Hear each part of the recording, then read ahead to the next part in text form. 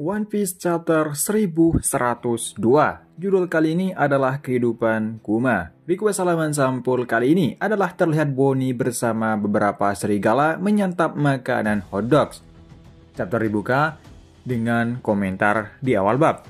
Terlihat rombongan Bonnie sampai di sebuah kampung. Mereka disebut bajak laut Bonnie. Angkatan laut sudah menunggunya, tapi dengan mudah Bonnie menjatuhkan mereka. Bajak laut Bonnie, tujuan utama mereka adalah mencari keberadaan Kumaji. Mereka tidak menyerah untuk mencarinya. Ada yang mengatakan kalau orang besar pernah berada di kampung di situ. Dalam hati Kuma mengatakan bahwa dia tidak bisa menemuinya. Dia tidak menyangka Bonnie menjadi seorang bajak laut. Dengan begini Kuma pergi begitu saja dengan teleportasinya. Kali ini Bonnie dan lainnya pergi lagi ke tempat lainnya. Bonnie sambil makan makanan, dia juga ingin sekali mencari Nika. Dia ingin melihat ayahnya bahagia melihat Nika juga. Narator mengatakan, sementara di Es Blue setelah menghancurkan Fishman dari bajak laut Arlong, Mugiwara no Luffy menjadi sorotan. Kita melihat bounty pertama Luffy. Lalu kita melihat Dragon dan Sabo. Sabo bertanya-tanya kepada Dragon kenapa dia ingin pergi ke Lockton.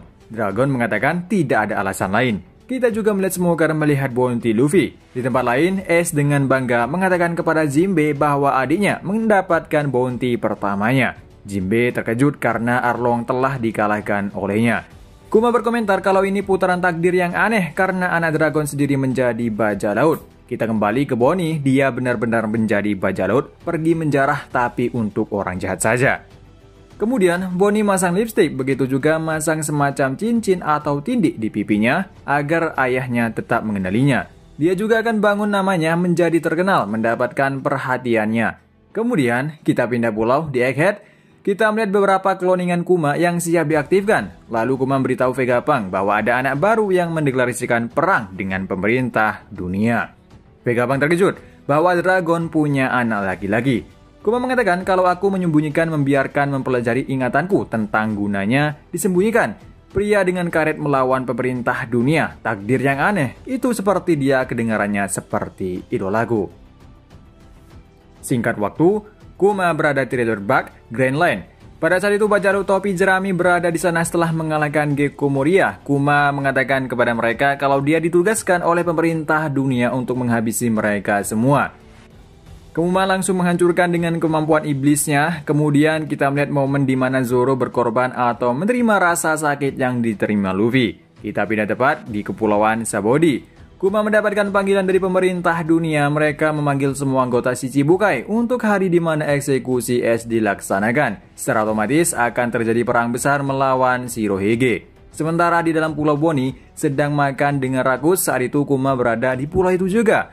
Bahkan Kuma sambil memperhatikan Bonnie sambil bersembunyi, dia tampak senang melihatnya sekarang. Tiba-tiba ada berita, seseorang dengan berani telah menghajar Tenryubito. Kuma dalam hatinya terkejut karena ada orang yang berani menghajar langsung Tenryubito, karena itu sama halnya bunuh diri. Kuma terkejut karena yang melakukannya adalah bajak laut topi jerami lagi. Dalam hatinya mengatakan dia melakukannya untuk melindungi Fishman. Mugiwara no Luffy belum ada yang pernah melakukan hal seberani ini selama ratusan bahkan ribuan tahun. Ini pengkhianatan. Dragon, Ivajan, kuharap kau memaafkan aku tetap bermaksud meninggalkanmu tanpa sepatah kata pun.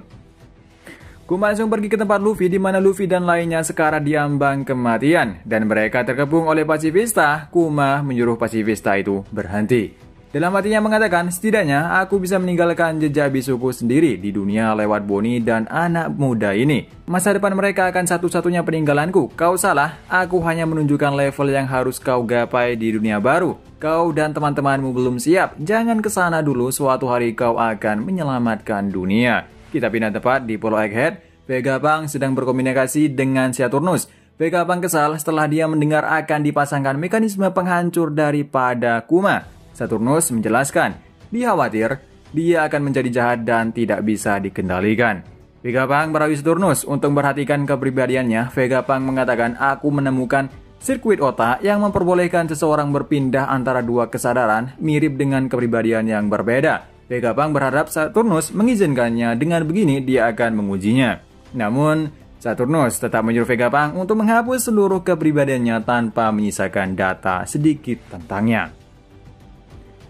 Lalu Kuma bersiap untuk dihapus seluruh kepribadiannya. Vegapunk senang bisa bertemu atau mengenal dengannya. Begitu juga Kuma bahagia bisa mengenal Vegapunk. Vegapunk mengatakan bahwa tugas pertama Kuma adalah melawan atau ikut berperang melawan Shirohige. Tapi Kuma memiliki permintaan kepada Vegapunk. Dia minta memprogram dirinya untuk melindungi bajak laut topi jerami.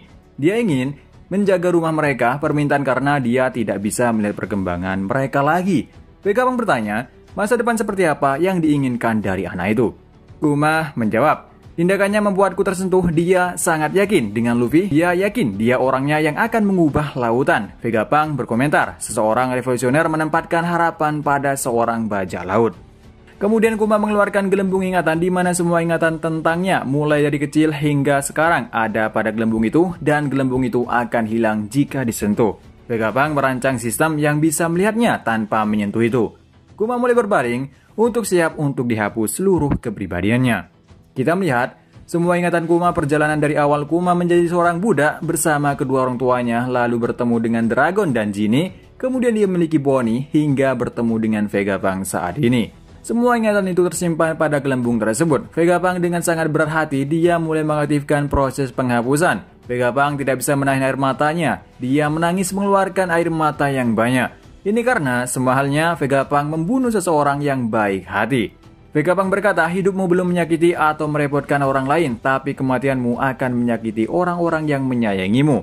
Dengar baik-baik Kuma, kau juga seorang pahlawan. Bukan hanya untuk Bonnie, tapi untuk orang-orang yang pernah kau temui. Semua orang di Egghead memberikan penghormatan terakhir, salah satunya Sentomaru. Kuma dengan senyuman yang ikhlas, terima kasih. Ada satu hal lagi Vegapunk, aku tidak bisa mengatakan betapa berterima kasihnya aku. Terima kasih telah menyelamatkan Bonnie. Kalau kau bertemu lagi dengannya, tolong katakan sesuatu padanya. Tolong ucapan selamat ulang tahun ke-10. Kita kembali ke masa sekarang.